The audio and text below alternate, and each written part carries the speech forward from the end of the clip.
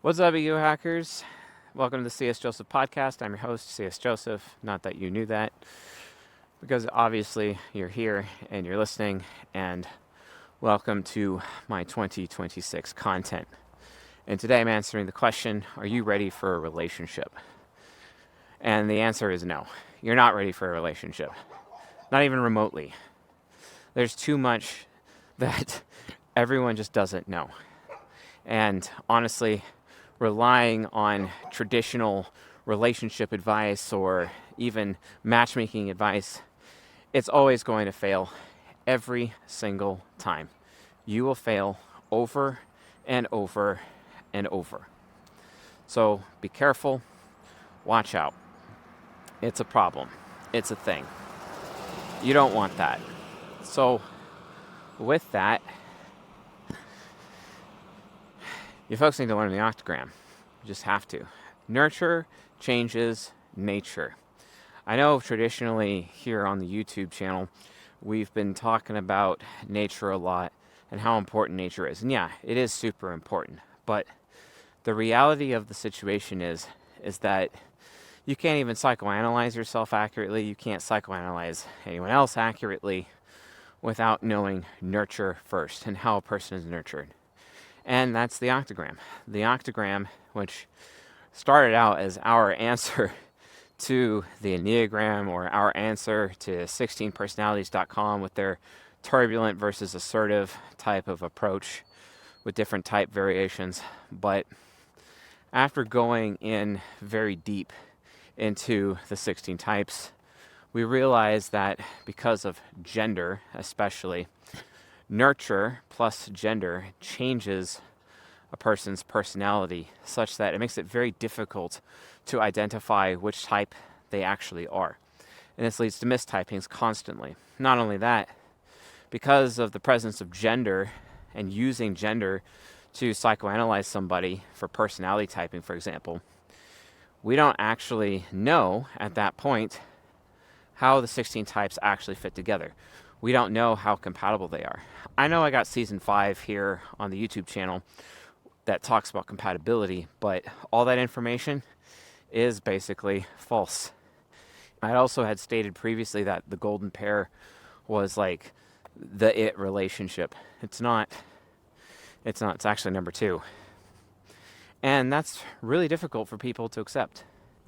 After studying the Octagram and understanding what the Octagram is and how it works and how we have 4 male octagrams and 4 female octagrams, because of these octagrams, which basically comprises a person's nurture, essentially, then at that point, once we've established which octagram somebody is, we know which available personality types they could be based on other vectors on the new type grid. And then after that, we can then determine exactly who they are compatible with. And that's the whole process. But here's the thing. Who knows this? Who even knows about the Octagram? Who knows about being able to tell somebody, like if you're doing like an arranged marriage or matchmaking, or maybe you're trying to set up a female and a male friend of yours to start a relationship. Maybe you're actually doing that. But from that perspective, oftentimes everything fails. It fails for 2 reasons. The first, they're going to be mistyped. And the second, you may imagine to yourself that they're compatible when in reality they're not actually compatible.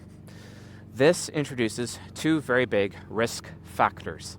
Risk factors that continue to be a problem over and over and over. And ultimately causes traditional matchmaking methods to be completely false and have little to no value, or if people are relying on Myers-Briggs type indicator as well, that also is not valuable. But hey, at least Socionics got it correct for at least half of the types in terms of which type is that people are the most compatible with. At least they got it that way. But Socionics is entirely irreverent or ignorant of gender. And gender is so important.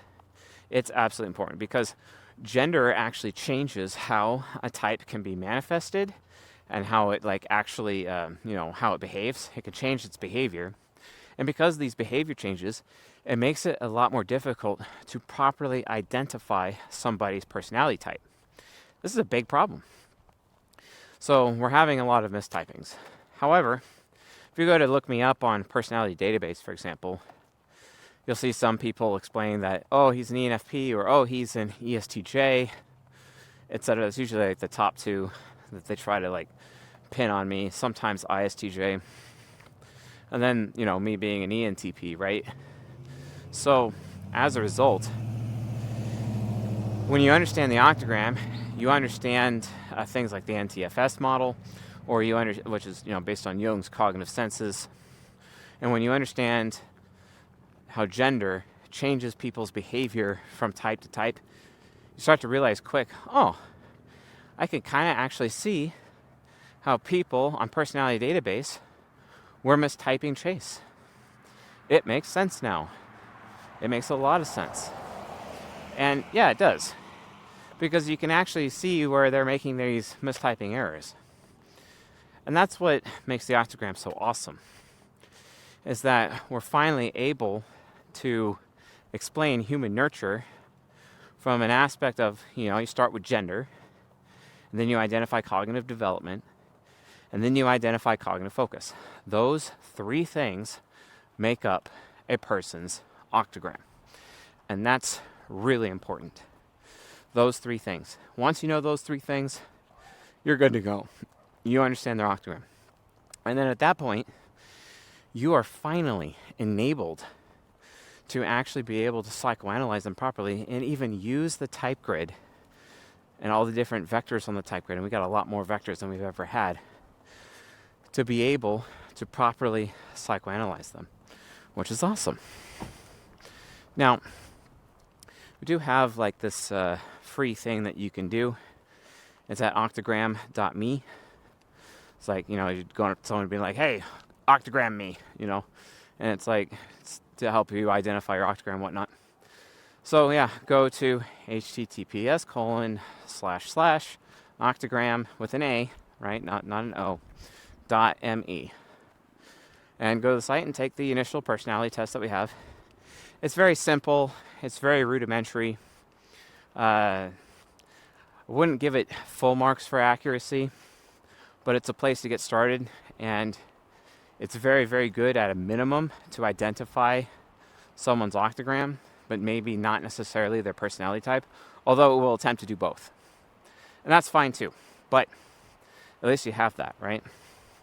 But we have another tool, the actual type grid tool, which takes all the different vectors on the type grid, and we're adding more. We got like 2 new vectors with 8 more buttons that we have to add to it as this tool that we make available to our paid members. And you can use it to use addition or subtraction in order to determine what type you actually are. If you want to do process elimination, or if you want to do process of addition to be able to figure out what type you are and your Octagram, it walks you through that. Plus, it's got this companion course that goes with it, which is known as Season 40.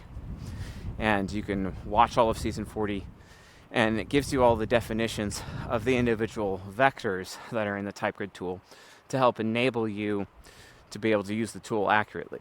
But at that point, you'll be able to personality type yourself, which is awesome.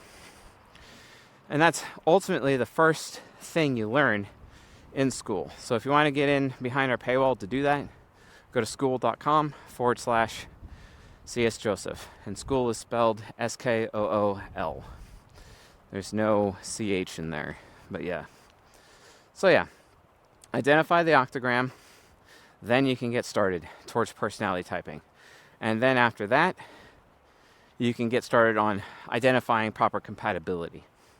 And then after that, obviously, practice psychoanalyzing members of the opposite sex so you actually know who to ask out. And that way, you're on track to hopefully achieving what we call the apex relationship.